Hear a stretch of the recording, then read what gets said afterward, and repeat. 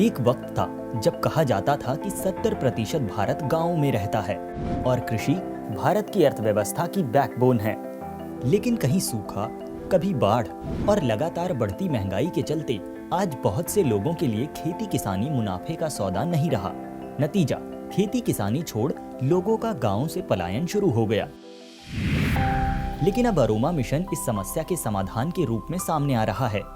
Mentha, palmarosa, जाम रोजा और lemon grass समेत लेवेंडर जैसी कई सगंध फसलें पिछले कुछ वर्षों में किसानों के कमाई का जरिया साबित हुई हैं।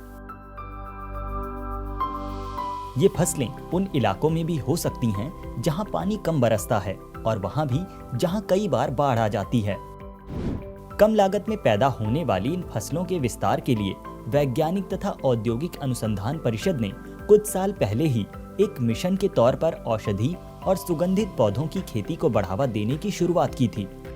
इस अभियान में CSIR के central institute of medicinal and aromatic plants CMAP Lucknow, institute of Himalayan bio resources technology IHBT Palampur और जम्मू स्थित Indian institute of integrative medicine IIIM ने महत्वपूर्ण भूमिका निभाई।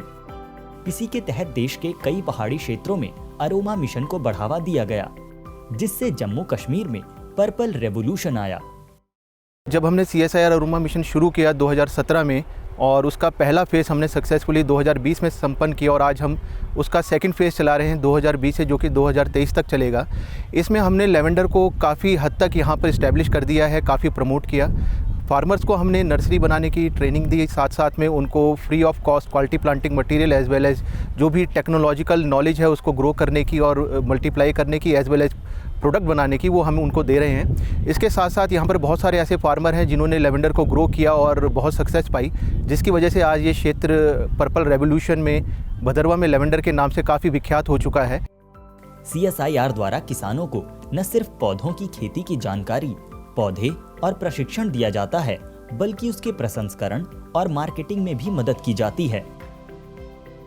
CSIR IIIM ने गैर पारंपरिक सुगंधित पौधों के रूप में लेवेंडर की खेती को कश्मीर में आधार दिया और शोध द्वारा इस क्षेत्र के लिए बेहतर प्रजातियां तैयार की। इस सुगंधित पौधे की उपयोगिता को देखते हुए साल 2010 में इसे जम्मू के ठंडे क्षेत्रों में लाने पर विचार किया गया। खासकर डोडा जिले के भदरवा क्षेत्र में इस किस्म के लिए बेहतर जगह साबित हो रही है। यहाँ की आबो हवा और जमीन लेवेंडर खेती के लिए बिल्कुल उपयुक्त है।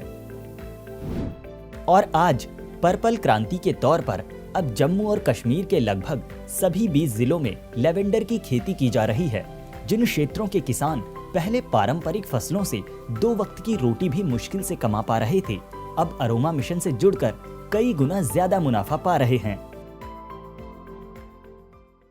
3 साल पहले मुझे थे लेवेंडर 3000 फ्री, तो मैंने लगाया तो 2 सालों में मैंने 2.25 लाख का तेल दिया भारत भूषण को। उसके बाद बीज भी दिया।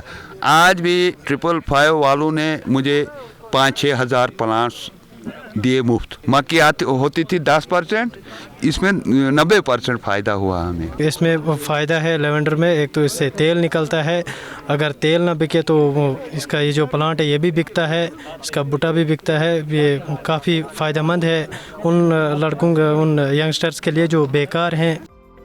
असल में लेवेंडर मूल रूप से एक यूरोप की प्रजाति है, जिसे ठंडी जलवायु वाले क्षेत्र में बंजर भूमि पर भी कम सिंचाई के साथ उगाया जा सकता है और इसके फूल से निकलने वाले जरूरी तेल की पूरी दुनिया में मांग है, जो 10,000 रुपए प्रति लीटर तक बिकता है।